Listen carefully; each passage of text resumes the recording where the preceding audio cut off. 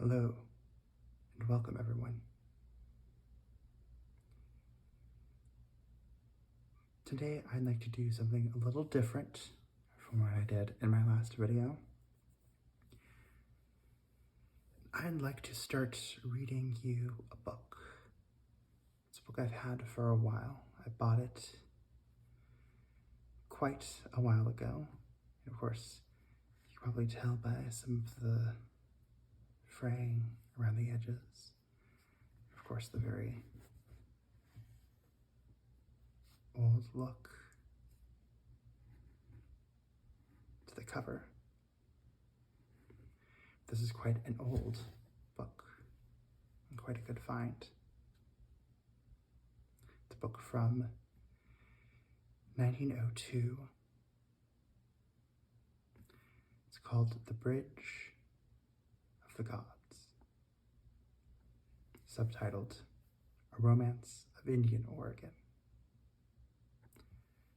It's the only novel written by Frederic Homer Balch, who was a native of Oregon, born and raised, and who, from what I understand, had a good history as both a minister or a religious man and an educator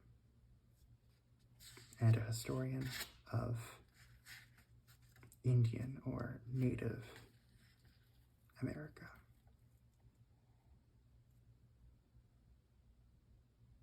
This is an illustrated 8th edition from 1902. We can see we have images. We will have images of several scenes from the book.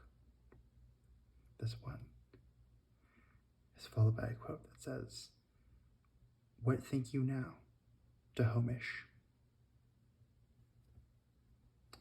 Or the next couple of episodes. I'd like to read this chapter by chapter with you.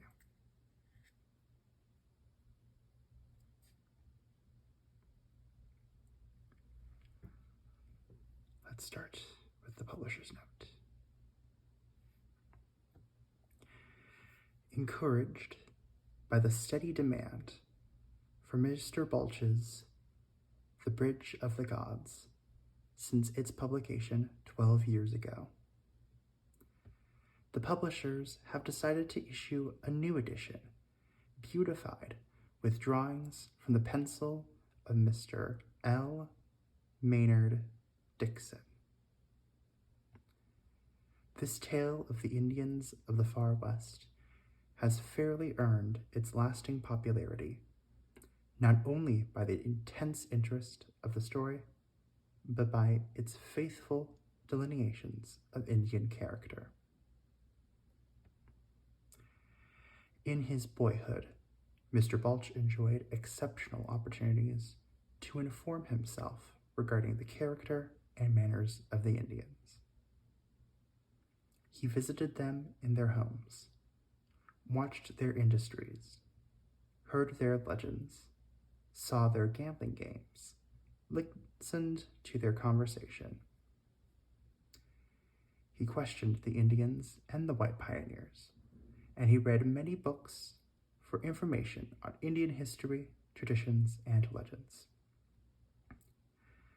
By personal inquiry among old natives, he learned that the bridge which suggested the title of this romance was no fabric of the imagination, but was a great natural bridge that in early days spanned the Columbia, and later, according to tradition, was destroyed by an earthquake.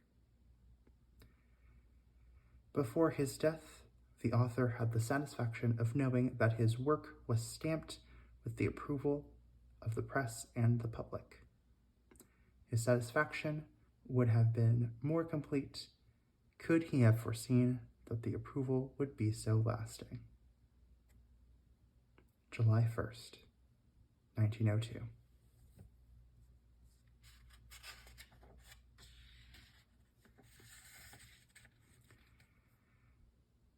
Preface. In attempting to present with romantic setting a truthful and realistic picture of the powerful and picturesque Indian tribes that inhabited the Oregon country 2 centuries ago, the author could not be indifferent to the many serious difficulties inseparable from such an enterprise. Of the literary success with which his work has been accomplished, he must of course leave others to judge. But he may, without immodesty, speak briefly of his preparation for his task, and of the foundation of some of the facts and legends which form the framework of his story. Indian life and character have long been a favorite study with him, and in these pages he has attempted to describe them, not from an ideal standpoint, but as he knew them in his own boyhood on the Upper Columbia. Many of the incidents related in the story have come under his personal observation. Others have been told him by aged pioneers, or gleaned from old books of Northwestern travel. The everyday life of the Indians, their food, their dress, their methods of making their mats, of building their houses, of shaping their canoes, their gambling games, their religious beliefs, their legends, their subjects of conversation, the sports and pastimes of their children, all these have been studied at first hand, and with the advantages of familiar and friendly intercourse with these people in their own homes. By constant questioning, many facts have been gained regarding their ancestry, and the fragments of history, tradition, and legends that have come down from them. Indian antiquities have been studied through every available source of information. All the antiquarian collections in Oregon and California have been consulted, old trading posts visited, and old pioneers and early missionaries conversed with. Nothing has been discarded as trivial or insignificant that could aid, in the slightest degree, in affording an insight into Indian character and customs of a bygone age. As to the Great Confederacy of the Wana, it may be said that Gray's History of Oregon tells us of an alliance of several tribes on the Upper Columbia for mutual protection and defense. And students of Northwestern history will recall the Great Confederacy that the Yakima war chief Kamyakin formed against the whites in the War of 1856, when the Indian tribes were in revolt from the British possessions to the California line. Signal fires announcing war against the whites leaped from hill to hill, flashing out in the night, to the line of fire beginning at the wild Okanagan, ended 1,000 miles south on the foothills of Mount Shasta. Knowing such a confederacy at this to be an historical fact, there seems nothing improbable in that part of the legend which tells us that in ancient times the Indian tribes on either side of the Cascade Range united under the great war chief Multnomah against their hereditary foes, the Shoshones. Even this would not be so extensive a confederacy as that which Kamyakin formed 150 years later. It may be asked if there was ever a great natural bridge over the Columbia, a bridge of the gods, such as the legend describes.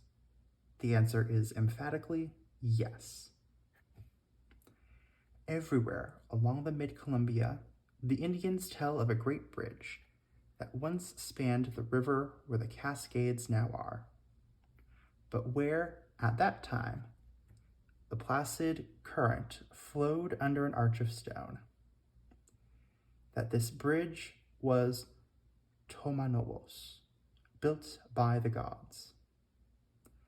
That the Great Spirit shook the earth, and the bridge crashed down into the river, forming the present obstruction of the Cascades.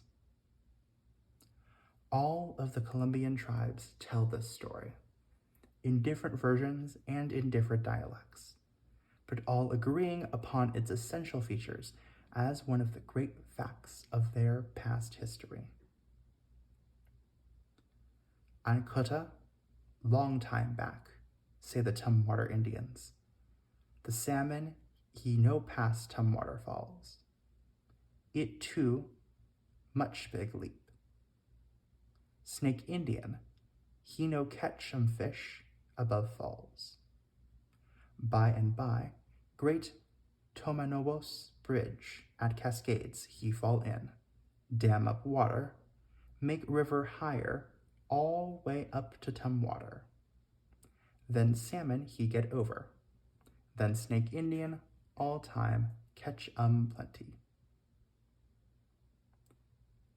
My father talk one time, said an old Klickitat to a pioneer at White Salmon, Washington.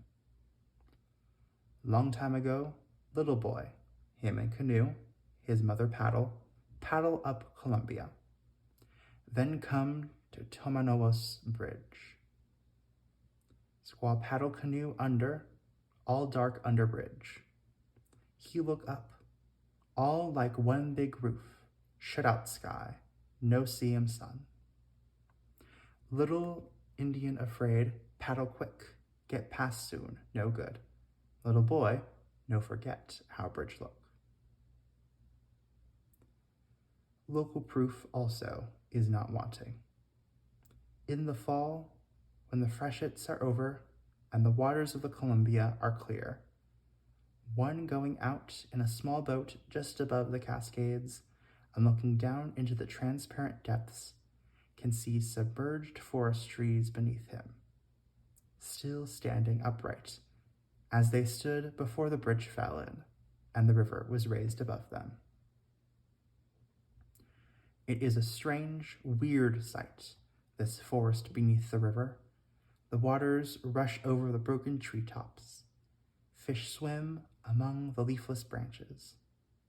It is desolate, spectre-like, beyond all words. Scientific men who have examined the field with a view to determining the credibility of the legend about the bridge are convinced that it is essentially true. Believed in by many tribes, attested by the appearance of the locality, and confirmed by geological investigation, it is surely entitled to be received as a historical fact.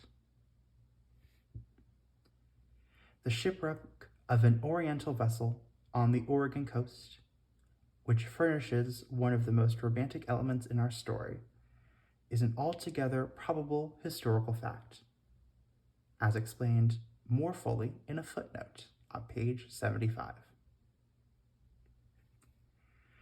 The spelling of Indian names in which authorities differ so widely has been made as accurate as possible.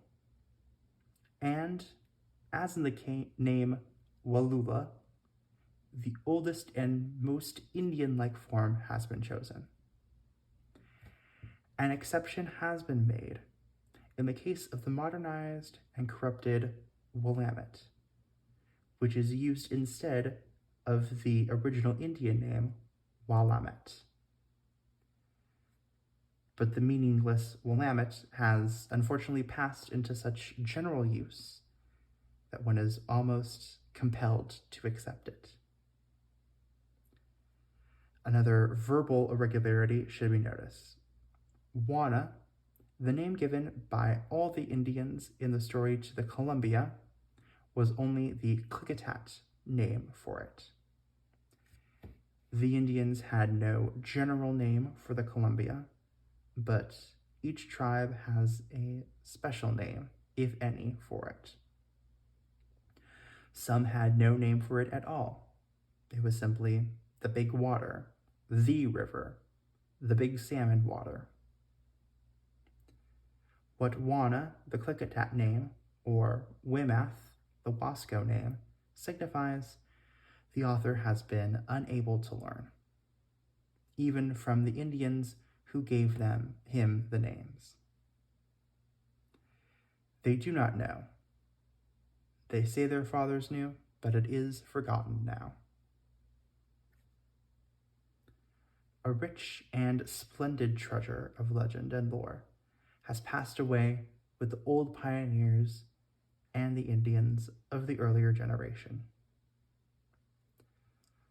All that may be found interesting in this or any other book on the Indians, compared to what has been lost, is like a torn leaf from some old romance. F.H.B. Frederic Homer Balch. Oakland, California, September 1890.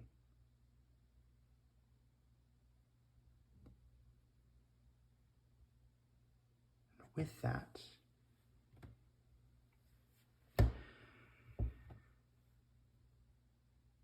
we'll give a preview of this book. Obviously, you've seen and heard the words from Balch himself, as well as from the publisher at 2 different times, both for this edition and for the original publishing. We can also tell with the inclusion of certain words that this is very much a book of its time. This book is,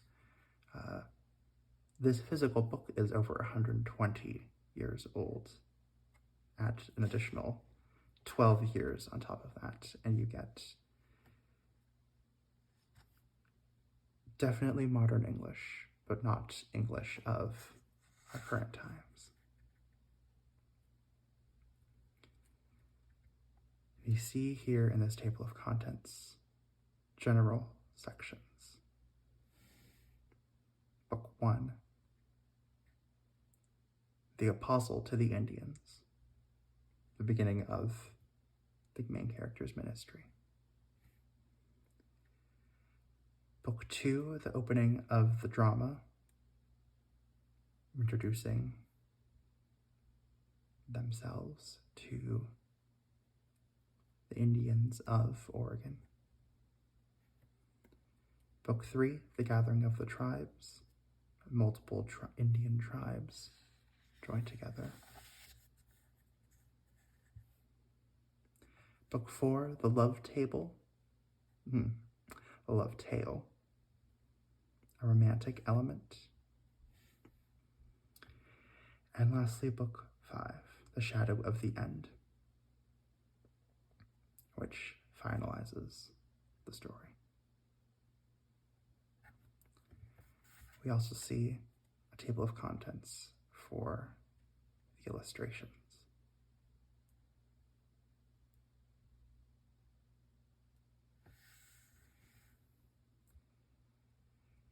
One final note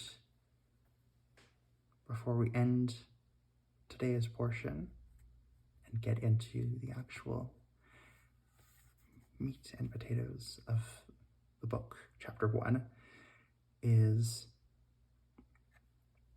a word that Balch has used and actually appears on the cover of this book, is romance, which nowadays we pretty much always associate with love, romantic love, love between two partners. But in the late 19th, early 20th century meaning of the word, it typically means a dramatic story, or a story told out fully in its entirety. Obviously, there is some modern romantic elements in this book, but it is first and foremost a dramatic novel in a number of Romance languages: French, Spanish, Italian. Roman is the name that the languages give for novels in general.